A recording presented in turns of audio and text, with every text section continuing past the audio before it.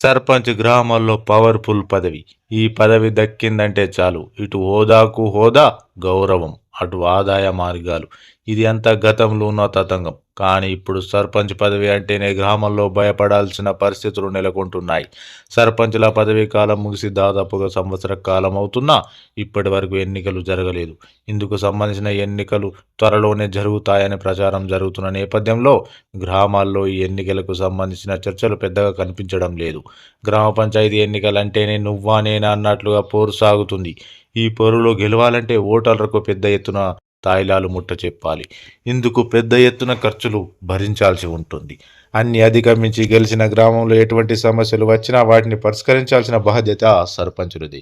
బాధ్యతగా అయితేనేం, ప్రజలకు భయపడి అయితేనేం సర్పంచ్ హోదాలలో ఉన్నవారు ఆ సమస్యల పరిష్కారానికి చర్యలు తీసుకోవడం, అందుకోసం తమ దగ్గర ఉన్న సొమ్ము ఖర్చు చేయడం, లేదంటే అప్పులు చేసి సమస్యలను పరిష్కరించాల్సి ఉంటుంది.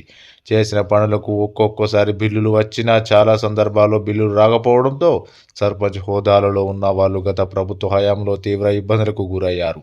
ఎన్ని పోరాటాలు చేసిన వారికి రావాల్సిన బిల్లులు ఇప్పటికీ రాలేదు. గతంలో సర్పంచులుగా పనిచేసిన వారు ఆర్థికంగా నష్టపోయారు, పలు రకాలుగా ఇబ్బందులకు గురయ్యారు. ఈ కారణాలతో సర్పంచ్ పదవి అంటేనే భయపడాల్సిన పరిస్థితులు నెలకొంటున్నాయని పలువురు అంటున్నారు.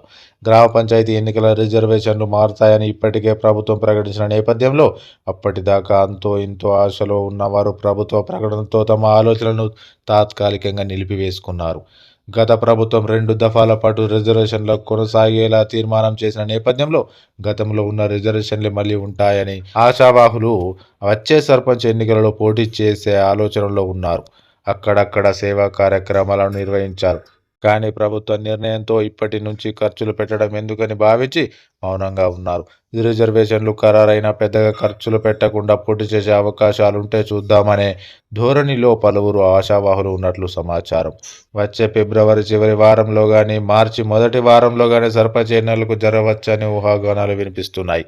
ఎన్నికలకు ప్రభుత్వం సిద్ధంగా ఉందని ప్రకటన వెలువడితే గ్రామాలలో కొంత సందడి నెలకొన్న గతంలో మాదిరిగా సర్పంచ్ పదవుల కోసం పెద్దగా పోటీలు ఉండకపోవచ్చని రాజకీయ వర్గాల అభిప్రాయం.